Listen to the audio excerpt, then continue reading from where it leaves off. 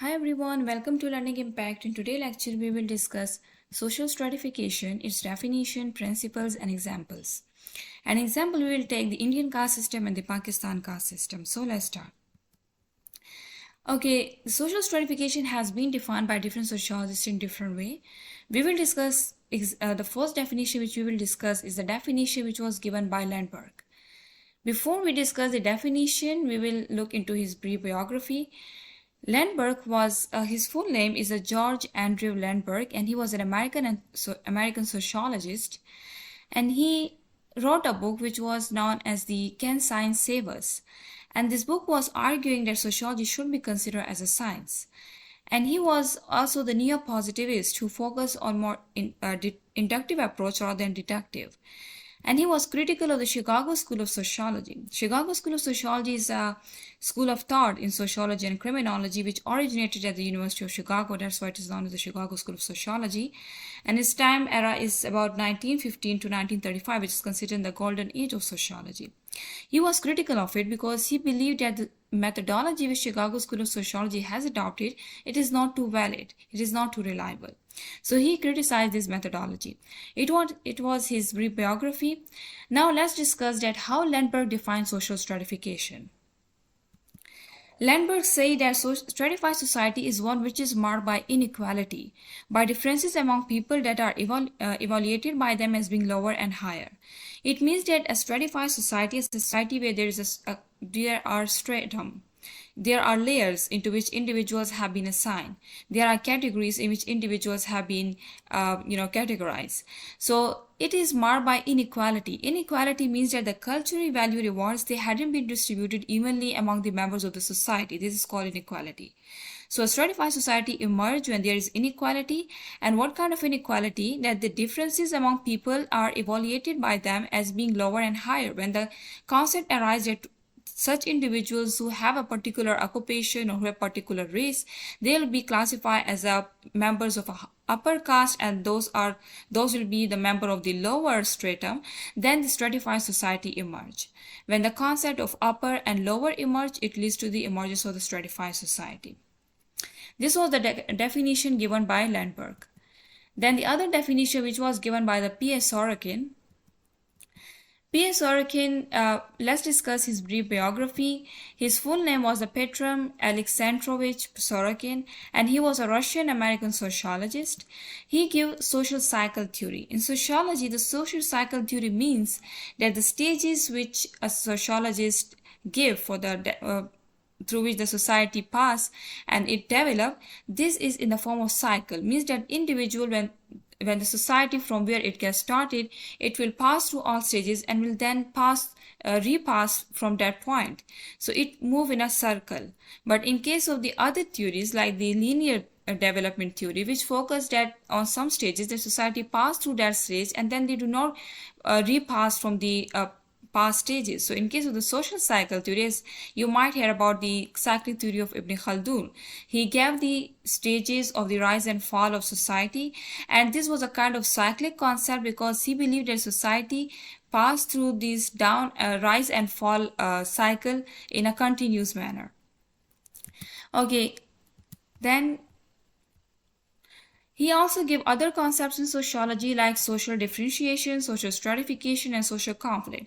Social differentiation it means that we do a distinction among the members of society based on either the gender, it may be on the basis of race, it may be because of any biological, physiological, or any socio-cultural reason. When there is distinction among individuals of the society, this is called social differentiation. So social differentiation, one of the best examples of social differentiation could be a division of labor in society. If there is a division of labor, the gender roles which have been assigned on the basis of gender, this is the social differentiation. And the social conflict, that when you might hear about the Karl Marx concept of social conflict, which believe that there are scarce resources for which the members of the individual, they strive to achieve that. So social conflict arises when there are incompatible goals which have been assigned by individuals of the society. Their goals are opposing to each other, so they try to suppress the others and try to have more access to resources as compared to other. This leads to a social conflict. And what he say about social stratification?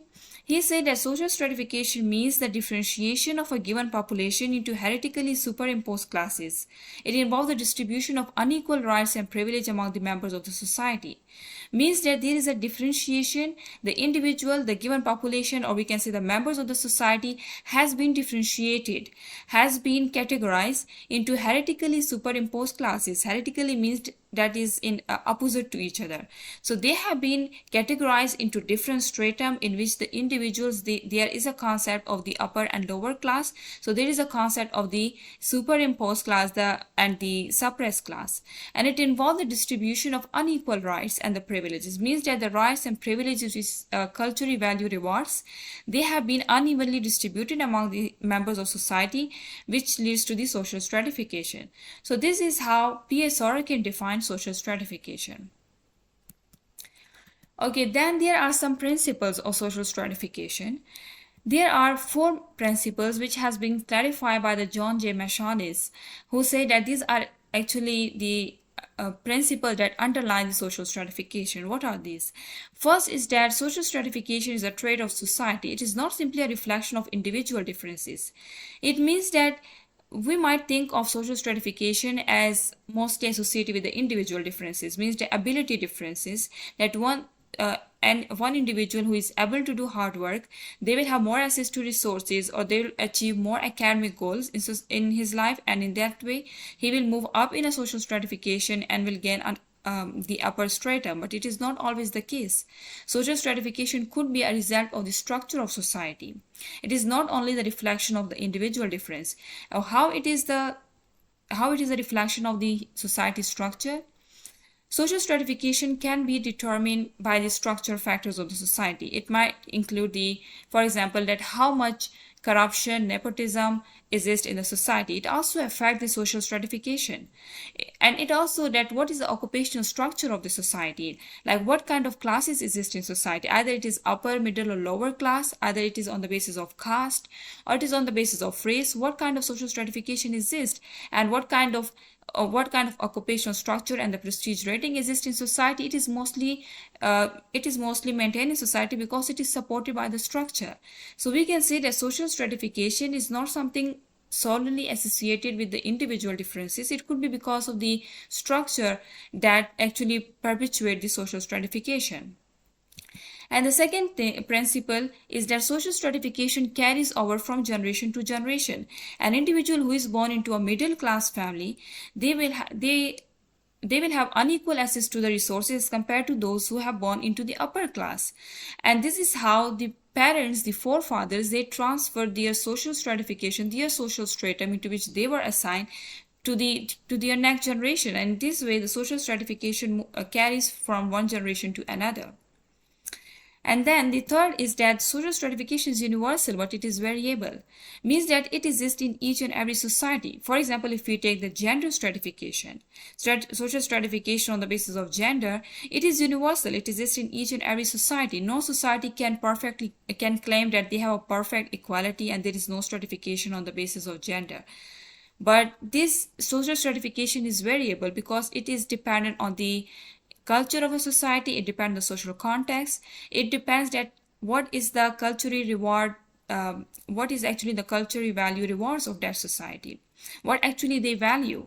It might be that in some society they value more, they give more value to prestige rather than wealth, and some society they give more value to wealth rather than prestige or other cultural rewards.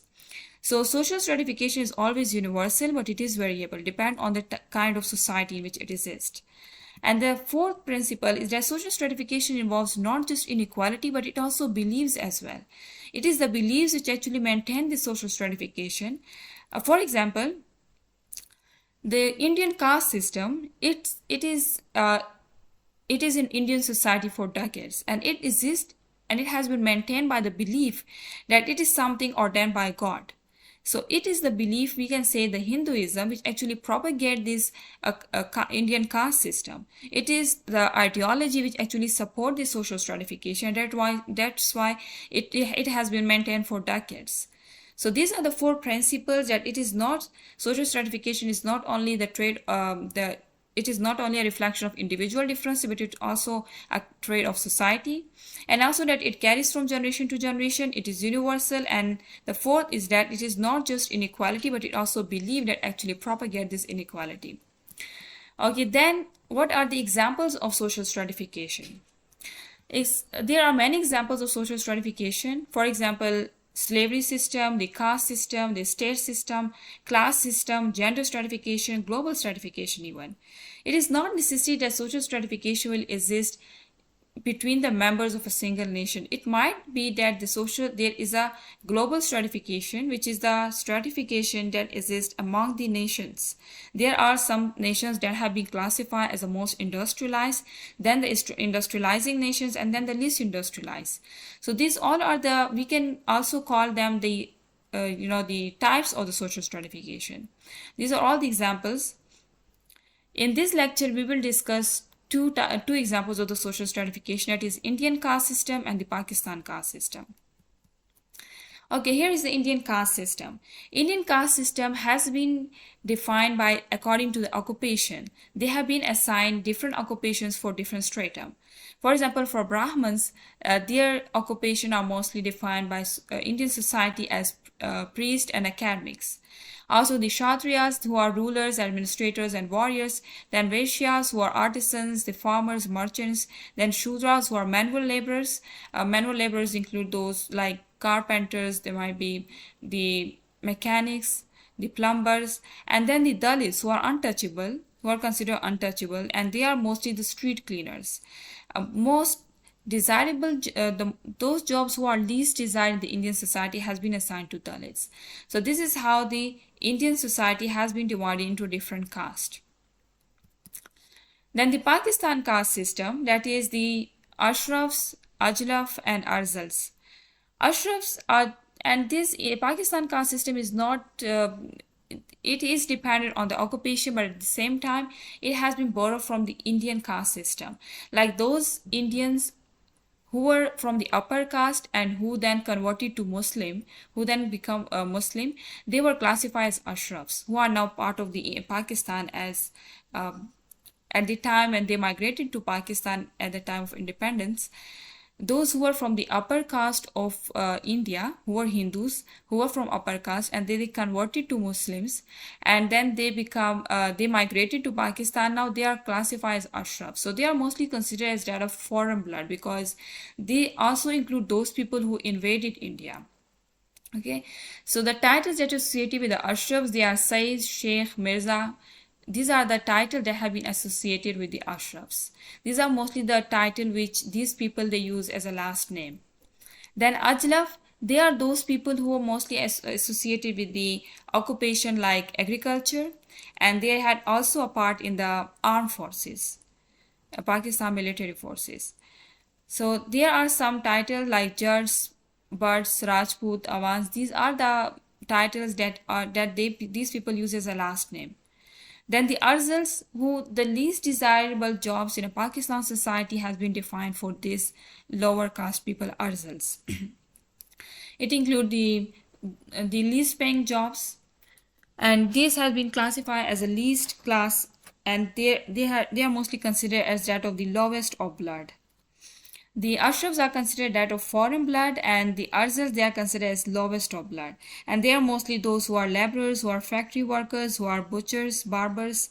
So in our society, they are labeled as Kimi Kamin. Okay, so this is the Pakistan caste system. And the Pakistan and the Indian, these both caste system which I have discussed, this is just a main classification. There are also the divisions within this caste. So it is not as simple as it look, but there is a subdivision in both Indian and Pakistan caste system. Okay, so this was all about the social stratification, its definition, principles, and examples. This was the end of our lecture. Thank you so much for watching. Leave your questions in the comment section below, and like, share, and subscribe our channel for latest lectures. Thank you.